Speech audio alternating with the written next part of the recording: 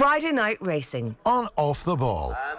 brought to you by Horse Racing Ireland. Love every racing moment. Visit hri.ie.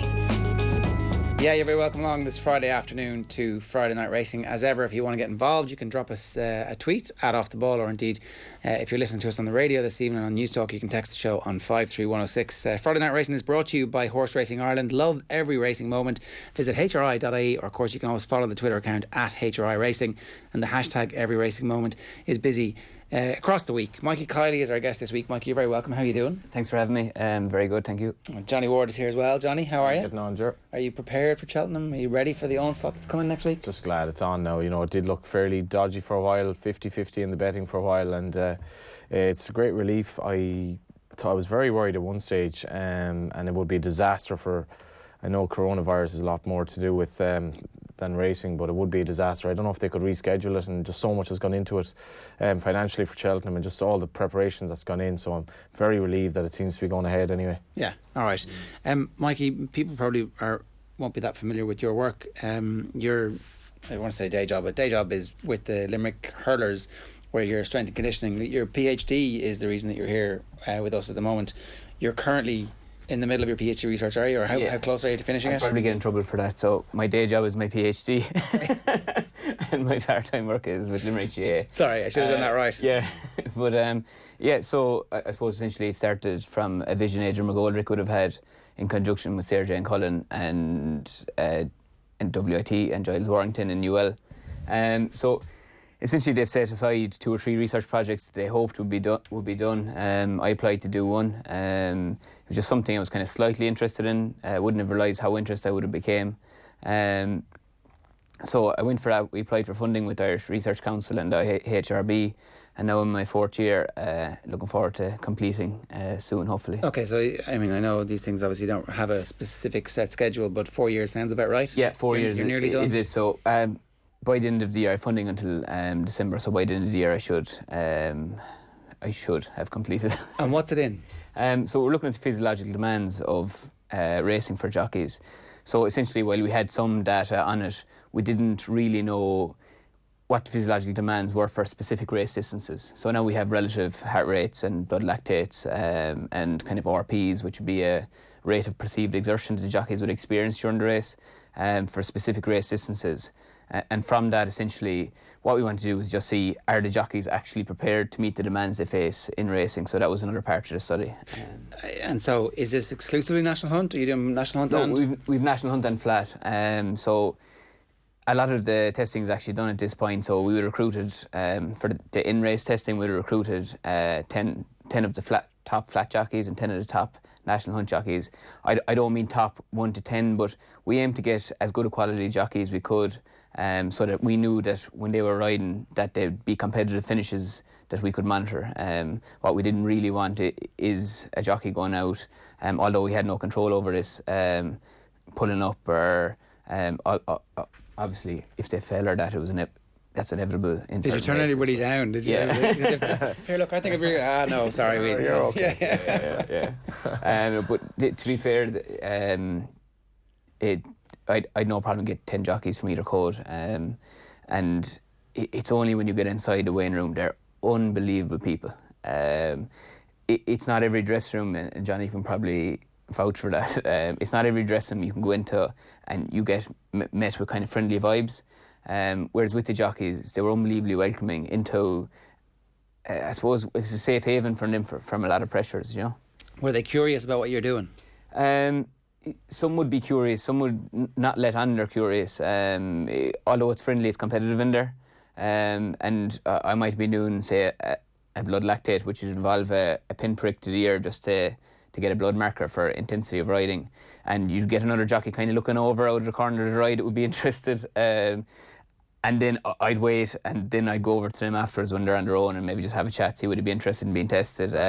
So there was definitely interest, but there was also a kind of a front that I maybe don't need that. And it's within, I see it within jockeys, they think that it might be nearly a softness to get help from sports science or that. Now, although it's improving drastically, and professionalism is really, really improving. And Wayne Middleton race would vouch for that the uptake in S&C classes has improved greatly in the last couple of years. But there's definitely was a little bit of uncomfortableness to begin, but they were getting interested and more interested. Some jockeys more than others, the same as every sports person. Some people love the sports science, some people don't, and it's just, I suppose, finding happy medium. It's good to compare and contrast here. So obviously, it seems like in the GAA a penny dropped years ago, but I'm not 100% sure that when what's the difference, for example, in a GAA dressing room versus what you would see in the weigh room? Yeah, I suppose I'm fortunate enough to work with a really good and diligent bunch of athletes currently that really soak up information and look for information and drive standards. I suppose the jockey culture, and I'd make kind of comparisons to when rugby probably turned professional. Some were doing kind of resistance training, some were looking after diets, some weren't. And it's the very same in jockeys. You've got some people that are really, really, I suppose, forthcoming, looking for information. And then you've got some that just will ride out, will go race, will go home. So it's very dependent on the individual, but although jockeys and horse racing and the work of the pathway, it really is paying dividends, and uptake in I suppose, performance practices are improving. It is still behind other sports, yes. I guess there are people who've been there for so long and have been so successful that there is a ain't broke, don't fix it mentality, and then there are others who are like, I need every little inch that I can get, and it's always the ones who need every little inch that are going to be the ones who are most open to change. Yeah, definitely. And a lot of jockeys would say to me, like, I just need to ride out. That's how I get fit. That's how I get fit enough for horse racing. But a study I did with Ger Johnny and Cullen, we actually showed that the riding gaits of walk, trot and canter, which the jockeys do in a riding yard predominantly, do not get anywhere near the demands of racing. So we've jockeys that are riding out every morning, but then they're going racing, and we'll have Cheltenham next week where, say, Rachel Blackmore could have 3 rides in a day, and the intensity she's going to meet in them 3 rides is much higher than riding out. So if she hasn't exposed herself to that intensity, which she will have because she is that person that looks for every inch, she won't meet the demands on the race day. She'll be tired going from race 2 to race 3. So riding out just isn't enough for jockeys, essentially, yeah. What percentage of jockeys are doing extracurricular stuff then, like gym work and S&C and so on? So we've another survey I did with 85 professional jockeys in Ireland showed us that 42% are kind of taking part in strength and conditioning. However, half of that is just cardio, which is probably more weight orientated than performance orientated. So while it is increasing, we still have it's still a small proportion of the jockeys are participating in strength and conditioning, and it's not just for racing. Like their bone health, because they're non-weight bearing, riding out most days and riding, they're probably at a greater risk for osteopenia, osteoporosis in later life. So it's to build up their bone health and also to become more resilient and robust when they fall. So like our jump jockeys are falling 1 in every 10 races. 1 in every 20 races, and 1 in every 10 of them is a serious injury, a break, or something probably more. So it's all encompassing. It's not just getting stronger for riding or just improving performance. There's multifactorial benefits from S&C for jockeys. It's interesting. I was speaking to Johnny Murtagh the other night before that roadshow, and he was just saying that if he only knew then what he knows now in terms of all of this stuff, he reckons like it would have been massively beneficial. And he was riding top of the world, but weight was a struggle, I suppose, for him. And in terms of he had a set routine of at the start of I think February into the end of March, he would just basically have a routine of hardly eating at all, and just that was the way he dealt it. But I don't think there was enough knowledge at the time. No, there definitely wasn't. But to be fair with the pathway that's there now, the knowledge is there. You've Wayne Middleton doing the S&C.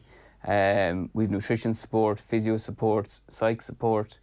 So it is there, and it's free to jockeys through the care system. So all that is there. It's just a matter of, I suppose, getting it there, getting it out there. The other thing, I kind of think that we ask a lot of jockeys in terms of their time. I ask them for testing time.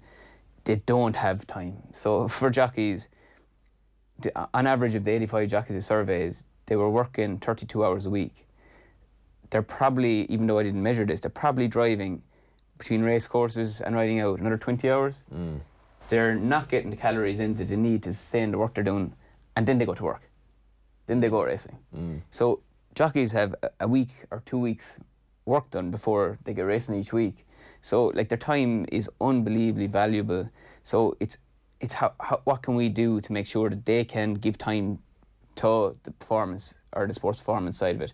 At the minute, a lot of them don't have time, to be fair to them, do you know? Yeah, they actually don't have time not to do it. Yeah. That's so there's a trap there because so it seems you know, we've had countless jockeys in who've talked about how they live their lives hungry and they're subsisting on a diet of jellies and fizzy drinks, and it always struck me as being the wrong way about going to reach the level of peak performance that you need to be at for those final few furlongs.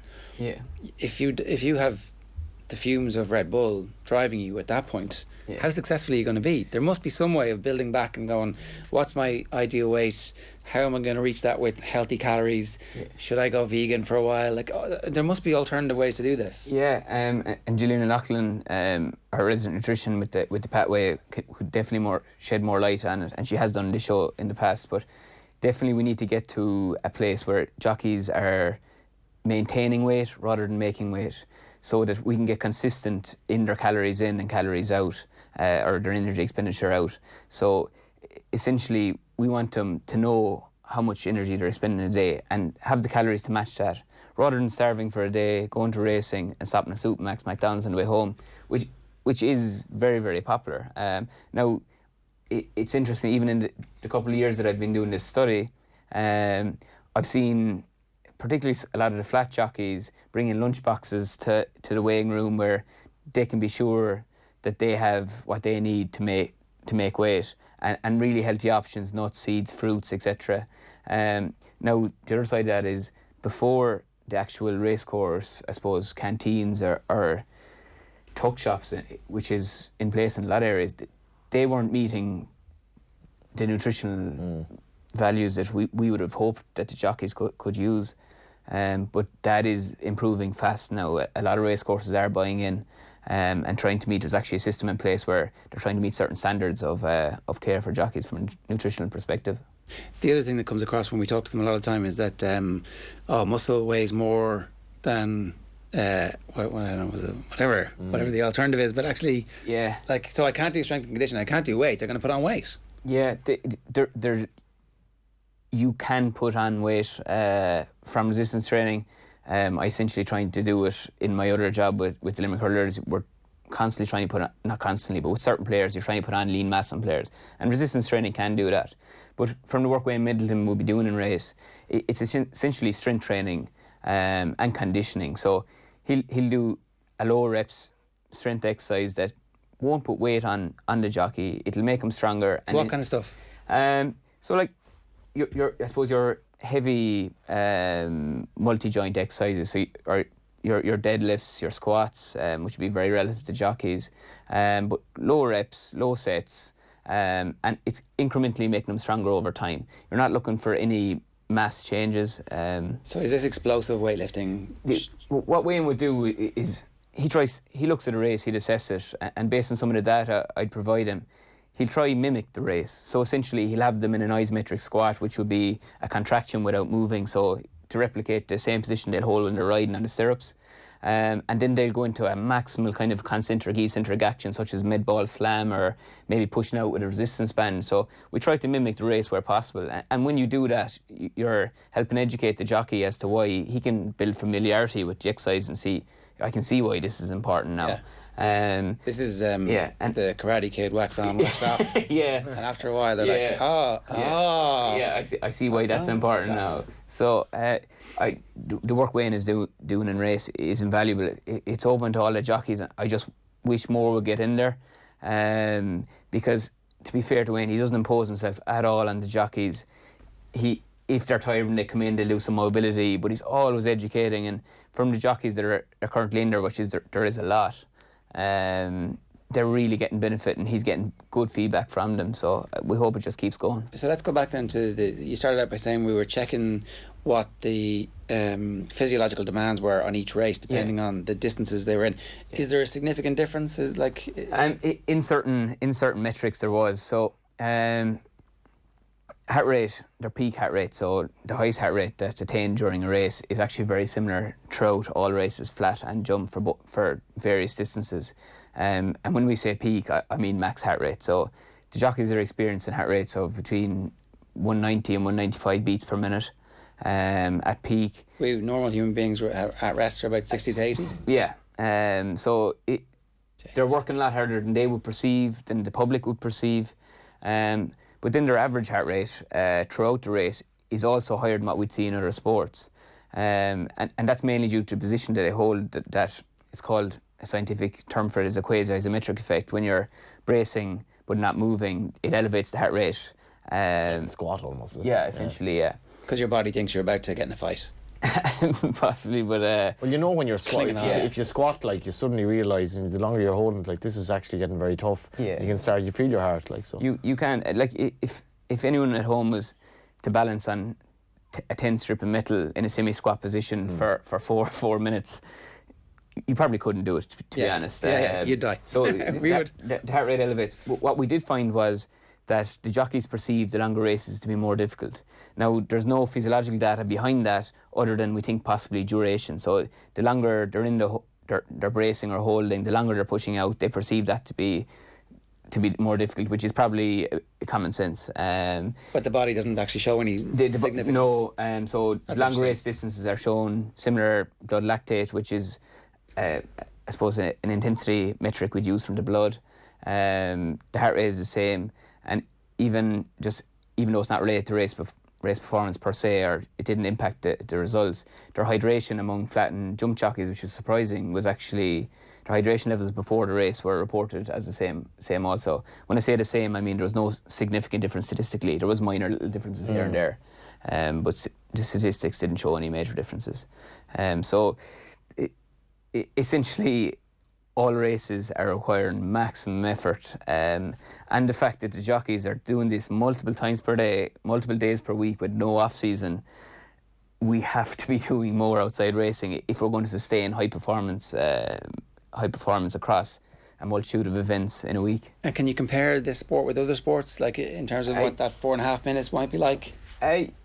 You can, I suppose, from our perspective in the J world, their lactate and heart rates would be similar to if you were or in a rugby. If you were in a ruck that was quite in hurling or Gaelic football, or if the ball is on the ground, there's 3 or 4 lads fighting for 30, 40 seconds, and you come out absolutely bloating. Your legs are heavy, your hands are heavy.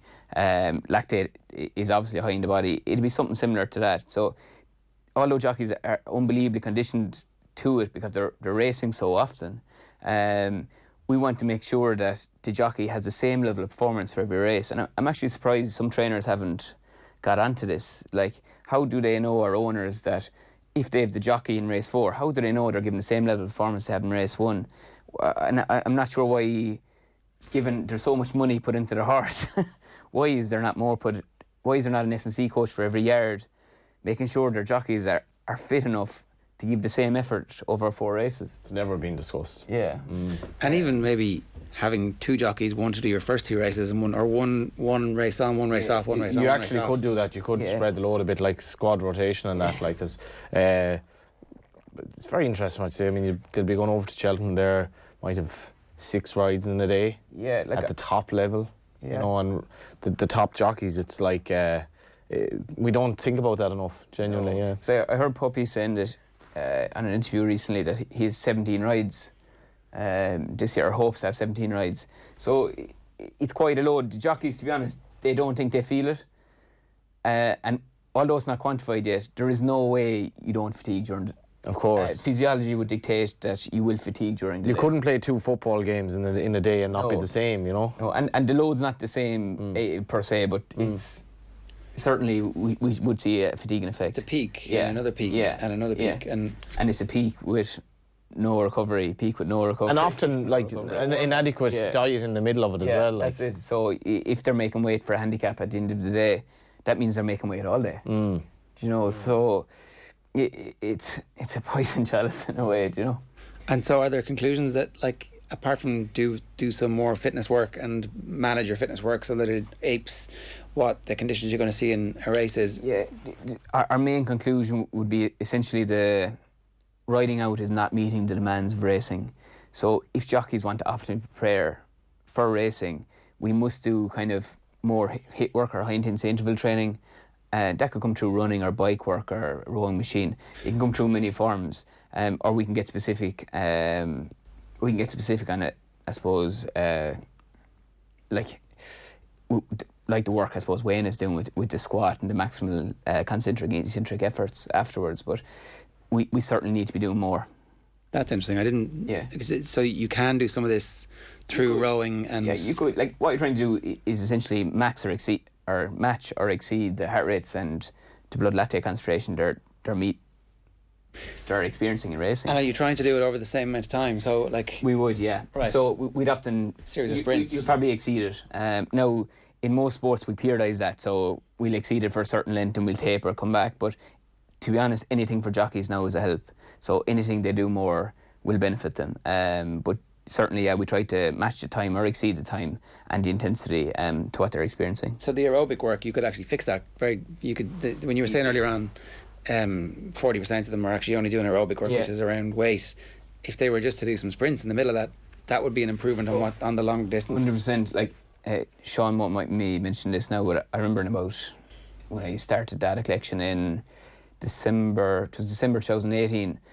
Sean Flanagan had just returned from an injury in Mallow, and I was testing him. Returns tomorrow from injury as well. Yeah, he got I was actually talking to him yesterday, and he got the wires out, so he's delighted. But he was returning. I think it was a lower limb injury. I can't remember the horse's name. Something Molly. He's a Molly below Mallow and won. But he'd just come back from injury, and the race previous he'd just won by a head, and then this was the second race in a row, and he won by a head. And he came into the weighing room, and he was shattered. And he knew he needs to get back fitter. So he asked me, was there anything? I gave him some running work that he could do that would enable him to get back, I suppose, a little bit quicker than just riding out. But although they're extremely fit winter riding, they do lose it very quick. And I suppose a lot of it's feel.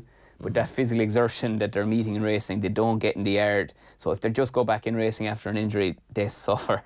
And like I remember Sean goes, I put his blood into the machine, and he said, be careful there, you break it. Because he was feeling that tired, that exhausted. Now, he rode fantastically the same day. He won two winners by a head, which jockeys always love having, because they're touch and go a lot of the time. So them little things like that aerobic and anaerobic work outside of racing will help them usually. It does feel like this is a part of the industry that is still quite ripe for disruption, that it still needs an Arsene Wenger to come in and go, why are we doing all this, lads? So, you know, there's still a little bit of room for revolution, and you can see by putting money into funding that clearly the people who are in charge of jockeys' wellness have been thinking about this deeply for a long period of time. Yeah, and I suppose a lot of it will go back to Adrian McGoldrick and other people in the IHRB and Irish horse racing and so on, but we definitely need to put provisions in place to allow jockeys avail of the strength and conditioning practices. Although weighing and race and everything that's going on in the pathway is excellent, it's nearly all based in Kildare, whereas we've jockeys all around the country. And could we get funding to put little hubs in place? And it's basic, like psychology support, nutrition support. These are basics now in amateur sports. These are professional. This is our richest sporting industry in the country, and we're not really looking after our jockeys enough, I feel. Okay, so there's room for 100%. There's room for improvement. Now, the provisions that have been put in place in the last year and a half are fantastic, and they're really improving things, but we can go another 20 and 30% most definitely. I always find it interesting that the jockeys, knowing that this is going to help them make more money, haven't embraced this a bit more just yet. Yeah, like racing is definitely still very much in the dark ages, I think, in terms of a lot of stuff about the well-being of the jockeys, and you still see jockeys smoking outside the weighing room, you know, and they know it's not good for them, I suppose, but they probably think of it as a weight, as an appetite suppression or whatever, and you never hear a punter saying, God, yeah, I wouldn't be mad on lumping on that favourite because the jockey's having 5 rides tomorrow on heavy ground. Like, Zinedine Zidane was a fairly heavy smoker for most of his career. Didn't do him that much damage. So was Fabian Barthez. Fabian Barthez and him, the two of them used to be outside. Yeah. No, smoking is bad for you. Wayne Rooney, on the other hand. But, yeah, I would say, and in fairness to Adrian McGoldrick, I think he's been the pioneer of so much good work. Ironically, I suppose in the later stages, while he was in the job himself, but because racing is so, it's quite backward in ways. I think people are slow to take on new things, and maybe they need to almost be seen to know and to have proof that it works. But I think over time it'll be a bit of a no-brainer. Is it the next generation of jockeys then? So obviously that golden generation of jockeys are kind of coming to retirements now. McCoy went, Ruby's gone. There's a few more who still have to go, but that next generation who are going to be like, I need to catch up to those who are going to embrace this, do you think? Yeah, and you see the younger jockeys in the gym doing their work for Wayne Middleton and all that, and you know that it is going to take on, that it's just going to become a thing. You know, the gym has become such an indispensable part of the life of the footballer, the hurler, the rugby player now, that it'll naturally extend to racing. I think the point you made there earlier is very valid, but they would associate the gym with muscle and putting on weight, and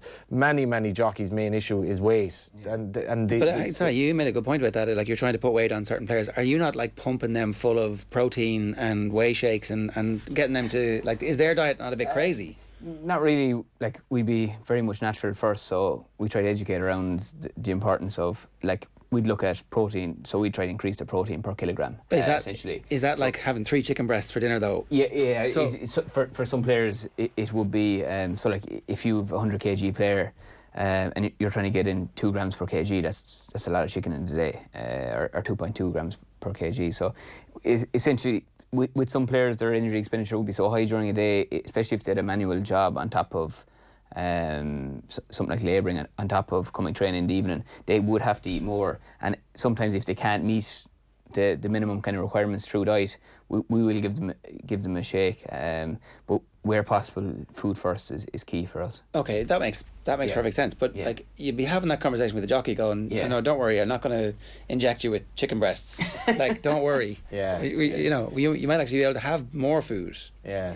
That's true. I think that's what Johnny Murtagh was alluding to, because he would just effectively diet, something that he probably came up with himself as well. Like, I still remember Donnacha O'Brien, who inevitably isn't riding anymore, when he was in here maybe a year ago, roughly a year ago. I'd say now, yeah. And it was obviously a 3 o'clock show, but he hadn't eaten since breakfast the previous morning, and that was a small breakfast. And you're not even factoring in then how many rides does he have in a day. And he did reference this, the fact that the first ride is kind of okay, but then you'll have a lull, and obviously your body needs to recover from the exertions of the ride, but it doesn't, and you can't really top up, and you're not as dehydrated. But then you go into maybe race 4, so you've had a gap of an hour and a half, and you've wasted another hour and a half, you've expended energy. And how can you expect, this is the thing that I find so daft about it, like the S&C and the psychology of amateurs in Gaelic games now is the money that's spent on this, yet jockeys, the best jockeys in the world, namely our Irish jockeys, they will go out there starved. And how can you produce optimum performance, notwithstanding S&C considerations? Yeah, it most definitely. And I suppose, while I'm not from a horse racing background, but culture is so important, and tradition, even more so. So we tend to do what the previous jockeys have done. So, like, I'm sure some of the younger jockeys that are in there now, or probably the top jockeys now, would have looked up to Ruby, see what he was doing. But now, I think we will see change because you've Paddy Mullins, Rachel, Danny Mullins, you've all these people now buying into the S&C, the nutrition, and I think the younger jockeys coming through will see that. And some of them you tested, right? Yeah. And in addition to that is kind of another byproduct of this research is we're creating a testing protocol for jockeys and for the industry. So all new licensed jockeys from it'll be in pretty soon. We're just trying to validate the actual protocol, but all jockeys that want to get a license will have to do this fitness test. So then we'll have baseline measures of physical performance for all newly licensed jockeys. That's a great initiative, yeah. So there's two benefits to it. Number one, it gets them into weighing. They know where a race is. That's one of the benefits. And the second one is if they ever fall or are injured, we have baseline measures that we know they can be at before they return to riding. Now, it probably won't be brought in that they can't return to riding, but at least we can advise them that you're a bit off where you were and stay going, go back riding a bit later, do you know? Yeah, and even the point you made earlier on about tailoring some aerobic work to help somebody reach the confidence levels that they're fit and ready to go again. Yeah. That's the type of thing that's going to be very powerful. Huge, yeah. Okay, a reminder, Friday Night Racing is brought to you by Horse Racing Ireland. We're back to looking for some tips from Johnny. It's going to find the script here this week. Just want to read this. I don't write What this. did we go for last week? I don't write this. Probably called off, is it? It wasn't. Certainly this is what it says here. The Tote Irish Injured Jockeys Charity Fund remains at €630 after Johnny's well handicapped, in inverted commas, Favori Logique finished stone last at Leopardstown last weekend. Spoke to Katie Walsh about this horse during the week, and she basically just thinks that the run the last day on 2 mile, a bit like the jockey, the previous race took it out 2.5 miles in heavy ground. He finished legless, but a horse that I'm definitely going to be following throughout the year. So you never learn. No, sorry, if you go back to his run in Navan, it's only like his 4th or 5th run. Right. It's just, he went off about 33-1, so it wasn't... Right. No, this horse has plenty of ability. Like, I wouldn't know we would be giving up on him at all. Are you not putting a line through it and going, right, fool me once, shame on me? Yeah, but he's only fooled me once, so the second time, next day he runs, he'll be a huge price, and I'm convinced this horse has plenty of ability. Ross O'Sullivan trains him for Cillian McCarthy, who would be Jennifer's husband, so it's a real family thing. They're married to sisters, obviously. Ross and Cillian are married to the Walsh sisters, and I know that they're going to have a good day with this horse. Okay, all going well, so you're going to be on the right side of it no matter what happens. Yeah, I wouldn't. So if I back a horse and it runs badly, the only consolation I'll take is I didn't lose as much as maybe I could have lost in the horse, and I'm very much convinced that the next day he's going to be a huge price, and I'll go in again.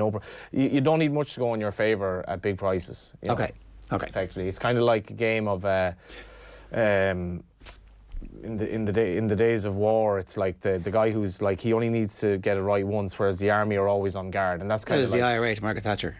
It's like that, Joe, Yeah. without trying to condone militant republicanism or anything like that. Okay, can I just remind you that this is for the Tote Irish Injured Jockeys Fund as opposed to for yourself? Could we pick some winners? Is that like... Oh no, but I'm usually backing these as well. So I know, that's the thing. Can we have like a twin track So- approach here where we try and win some money for the injured jockeys? And Yeah, well, see, I'd always go for, like, I had a charity bet last night at Cheltenham, and I went for 100-to-1 shot. See, if that wins, that's 10 grand for the charity. It is. If you put it on 100, if you put on even money shots, it's 100 quid for the charity. It's like, well, not going to make an awful lot of difference. 10 grand could, buy a lot of whatever. Yeah, okay. My tip is bread and butter at Gorn. I just have to get this up for Gavin Cromwell, who... Let me go. Okay, with eyes now firmly fixed on next week's Cheltenham Festival, it's the calm before the storm this weekend, where the home action comes from Gorham Park and Naas. On the international front, Super Saturday at Maidan, which is going to be staged behind closed doors, but features 6 group races. Now, bread and butter in the 325 at Gorham Park on Saturday. Yeah, he's only a 5-year-old for Gavin Cromwell, who obviously has some nice runners next week. He's getting there. He wasn't beaten all that far the last 8 punches down. Just a trainer I've so much regard for. He has a horse, Alpha Mix, going over to Cheltenham, that was bought by JP McManus during the week. It's another boost for the yard. And that's the 325 at Gorn, and the ground is going to be pretty testing, obviously. Okay, what do you like about bread and butter? It's a poor race. It's only his 3rd handicap. First handicap, he'd excuses. The last day he ran much better, travelled pretty well, and running off 93. This is the type of horse that Gavin Cromwell will do well with. My main fancy for the weekend on Sunday hasn't been declared at Naas, so I just have to wait. The we were talking to a young brooder there, was it 2 weeks ago, who rode the winners. So that horse we're on about traces in Escorty, that runs Saturday week in Navan, which literally, like, I'm going to be tipping that up anyway for sure. I can't see how it's going to be beaten. Now it's a long way out, but. Okay. Anything else from the weekend? Yeah, interesting first race tomorrow at Naas. A horse that Sean Flanagan has ridden before, not the first race, rather the 240. He's a horse that, if I can even find the race, sorry, I'm in Gorn. Sean Flanagan has ridden this horse a couple of times. It's a weak race. A horse by the name of Future Proof. I'm taking him on with Bumalco, who Robert Tyner and Philip Enright in great form. I don't know, Philip might have a couple of rides next week. That's the first race of Gorn. I think that horse is very interesting. He was second in a point-to-point on his only start. Okay. Anything else about Cheltenham this far out? Is there any kind of... Well, the Invoyalin thing is, I suppose, the main aspect of the last couple of days. We were at a preview night last week where Gordon Elliott said that it's not certain that he'll run in the Ballymore, but the market didn't react to that. But he said it again last night that if the ground... There's supposed to be a lot of rain on Sunday, I think.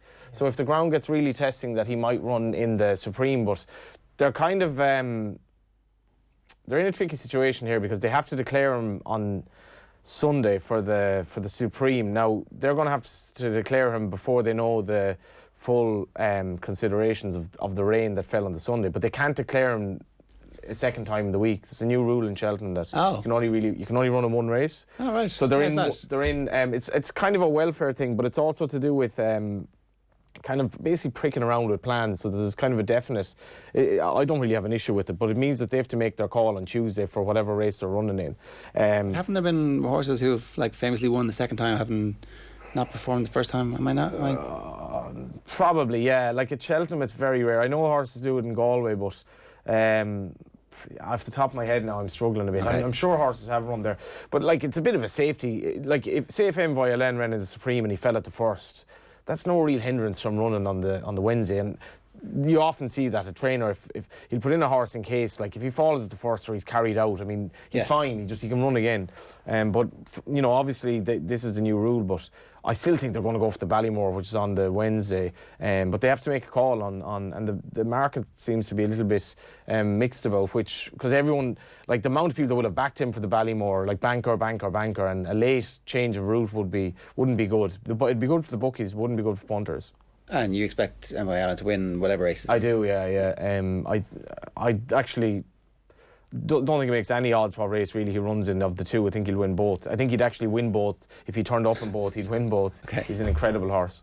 Mikey, before I let you go, any mega trends in strength and conditioning in GAA that you've seen over the last couple of years that you think the rest of the country hasn't quite become aware of or understood just yet? Not really. I think, to be fair to Gaelic Games, coaches, backroom teams, they run an unbelievably professional ship for an amateur sport. I'd liken it to any professional sport around the world. I think we're right up there. And I'm not just speaking about my own case, I'm speaking about everyone. There's nothing, I don't think there's anything new. I think we've progressively got more professional. I think we're probably even more professional in some soccer clubs now. Like I hear wild stories where soccer clubs will have players have in their contracts that they won't do strength and conditioning within the club, and like Premier League. Oh, Premier League, yeah. Wow, that's interesting. Yeah, it's because the League of Ireland is really taken it on board. Then they'll do it on their own. Some will do it on their own, some won't do it at all. Whether true or not, I don't know. It could be just a wild rumour, but like he said it in a documentary. Jamie Vardy said it himself that he will not do weights. He thinks it will make him slower. So it's not just jockeys. We kind of have sometimes. Yeah. What's your attitude to that now? For Jamie Vardy's game is based on pace and being impish around the box and so on. I would tell him, look at the size of the 100-metre sprinters in the Olympics. They're all doing weights. Yeah. This does interest me now. So if you look at some, particularly Dundalk, when Dundalk and Stephen Kenny, they started really putting a lot in the strength and condition. And then I do wonder, can they go too far? Where you were talking about this a couple of Saturdays ago, but you can definitely become muscle bound. You could reduce your agility, which you could take as pace in a multi-directional aspect. However, these clubs are going to hire good professionals. They're going to know what they're doing. So, and it's not just about speed. It's about, or not just about performance. You're looking at injury prevention as well. It's particularly in League of Ireland now. Like they have to tolerate fairly high loads on a regular basis, and particularly in some of the busy spells, they can have 2 and 3 games a week. Yeah. So to be able to withstand that, it just makes sense from a resistance training perspective that your muscles can tolerate high loads. You know. I do find that fast because I think.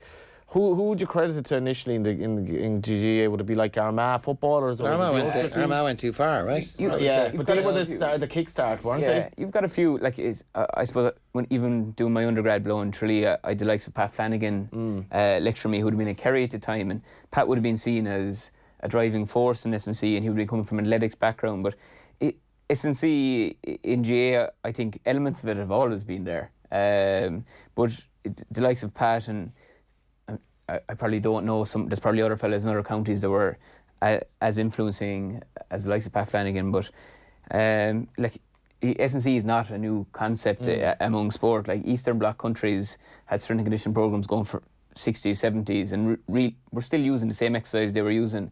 I think the difference now is people kind of accept it, and the other side of that is SNC coaches are using technology now, and there's fancy bells and whistles, and but essentially the SNC is always, the foundation of it has been there a long time. Well, what I was interested in reading about you, Mikey, was that you're a coach as well as strength and conditioning, and so often in the past it has seemed that these two things have been almost in competition in certain instances where the strength and conditioning guys are like, no, we're going to do all this, and then the coaches would be like, well, but actually by integrating the two things together, that's what all sports need to be. Yeah, I suppose with Limerick 21s, I did the coaching and the SNC, and we were very lucky to have a very talented team that came through at that time, and came through over the last few years.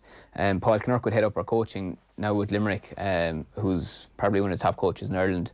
And my role is kind of solely SNC now. But what I meant from your background and having that thought process. I think something we don't do well as SNC coaches at times is step aside. I think boundaries is the wrong word, but in terms of intensities, durations, give them to the hurling coach. Let him come up with his own games to meet them demands at certain times. But we don't need to have S&C blocks. Sometimes we kind of try to validate ourselves or our own importance. Hurling is hurling, soccer is soccer. You need to spend 90% of your time at that. You know, it's not about S&C. And the principle is almost exactly the same as what we started the conversation with. You're trying to get people to mimic the 4 minutes of a race with that level of intensity. You're trying to get them to mimic as much of the match conditions as you possibly can, because otherwise there's no point in training. Essentially, it's always all the same. You're trying to just exceed what you're meeting in the competition. It's the same across every sport, so that when the competition arises, you're comfortable in that space. Somebody who didn't come from a racing background but has now spent 4 years immersed in it, have you ended up getting bitten by the bug? I love it. I also had an interest in watching it, but now I've absolutely neglected my homework for Cheltenham next week. I've just been too busy. Last year I had spreadsheets and everything going. But I love it, and the fact that I got to know the people within racing, Johnny probably be able to say a bit more about it, but they're really good, sound people. Absolutely, yeah. You know, yeah, they are. They're very humble and they're very welcoming into the fold. And great people. I have to say, like I often speak about that, about how, you know, how lucky I am as a journalist that I deal with Irish racing people, because they're all, like from Aidan O'Brien to Willie Mullins, they're all very approachable. It's incredible. They're the best in the world. Yeah. Our guest this week is Mikey Kiely. Thanks very much, Mikey. Thanks for having me. And when will you publish your findings? Not to put the pressure on the PhD student. When are you publishing? I have some published. There's that physiological demands paper is due out in the next 2 to 3 weeks, and hopefully it'll be one more than around September time. All right, best of luck with that. We'll keep an eye out for those. All right, thank you. Friday Night Racing on Off the Ball is brought to you by Horse Racing Ireland. Love every racing moment. Visit hri.ie. If you're listening to us on the radio, stay tuned. Loads more coming your way. And if you're watching us on all of our social channels this Friday afternoon, then make sure you bookmark this, and we'll see you next Friday at the same time. youtube.com/offtheball. The best place, of course, is on offtheball.com. Cheers. Friday Night Racing on Off the Ball. Brought to you by Horse Racing Ireland. Love every racing moment. Visit hri.ie.